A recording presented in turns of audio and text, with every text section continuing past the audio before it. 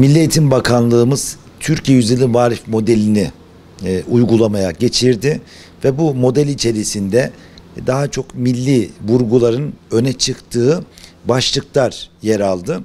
Elbette bu yaklaşım değişikliğini ve paradigma değişikliğini önemsiyoruz. Elbette eğitim yerli ve milli öğelerin belirgin olduğu tarihsel kazanımların ve gelenekten gelen besleyici bir takım kaynakların şekillendirdiği bir eğitim modeli olmalı. Son dönemlerde okullarda 1 Ocağı doğru giderken Noel kutlamaları ve bizdeki yansımasıyla yılbaşı etkinlikleri şeklinde okullarda bir takım süslemelerin, bir takım etkinliklerin ve bir takım uygulamaların yansıdığını görüyoruz. Buna ilişkin hazırlıkların yapıldığı duyumlarını alıyoruz ve buna ilişkin bazı örneklerde tabi bizler de şahitlik ediyoruz. Bu tür yaklaşımlar, bu tür etkinlikler bize ait olmayan, yani kökeni bizde olmayan, geleneğimizde yeri olmayan, bizim kültürümüzle asla örtüşmeyen uygulamalardır. Yani bunların kesinlikle okullarımızda öğrencilerimize yönelik bir etkinlik seçeneği şeklinde uygulanmasına müsaade etmemek lazım. Bunun için Milli Eğitim Bakanlığı yerli ve milli eğitim modelinin gereklerine uygun bir şekilde Türkiye'nin geneline yayacak şekilde bu tür etkinliklere bir çekidüzen vermesi lazım. Kültürümüzde yeri olmayan, bizimle bir aidiyet bütünlüğü içerisinde karşılığı olmayan bu tür uygulamalara izin vermemesi lazım.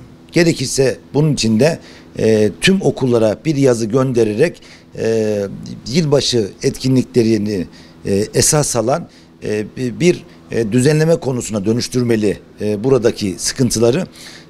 Bunun için de yani biz Batı'dan artık hiçbir şekilde bir şey öğrenmeyecek, Batı'nın ne insan hakları konusunda ne Batı'nın kendi kaynakları konusunda bize asla ders vermeyecek, onlardan hiçbir şey almamız gereken bir noktayı şu an tartışıyoruz ve Gazze'de yaşanan acılar gerçekten Batı'nın gerçek yüzünü ortaya çıkarmıştır. Batı ahlakı sadece kan ve gözyaşını miras bırakmıştır. Batı ahlakını taşıdığı ve geleneksel kültür aktarımı yoluyla önce bir pencere açtığı, çok süslü bir vitrinle ulaştığı tüm coğrafyalara sadece kan ve gözyaşı bırakmıştır. Onun için Batı'nın gerçek yüzü Gazze'de, Libya'da, Irak'ta ve Suriye'de kendisini göstermiştir.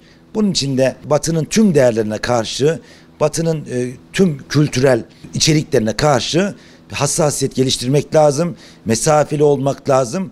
Oradan mutlaka bizim çocuklarımızı zehirleyerek buradan çocuklarımızın kültürel kodlarıyla oynayarak onlarda bir dönüşüm meydana geçirerek çocuklarımızı geleneğinden kopararak, maneviyatını kopararak kendilerine uygun bir prototipte yetiştirmeyi hedefliyorlar.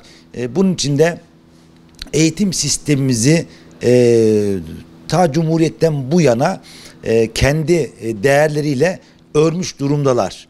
Hala bütünüyle milli olmayan, yerli olmayan, bizim kendi geleneklerimizle örtüşmeyen bir takım vurgular ve içeriklerle dolu bir eğitim sistemi var. Son dönemlerde yapılan müfredat değişikliği gerçekten oradaki hataları düzeltme, oradaki yanlışları tadil etme, bize ait olmayan kısımları, fazlalıkları çıkarma gibi bir hassasiyetle dokunulmuş ve burada kıymetli bir aslında kazanım elde edilmiştir. Eğitim müfredatına ve eğitim modeline bu bakış açısıyla aslında şekil vermek lazım, ruh vermek lazım.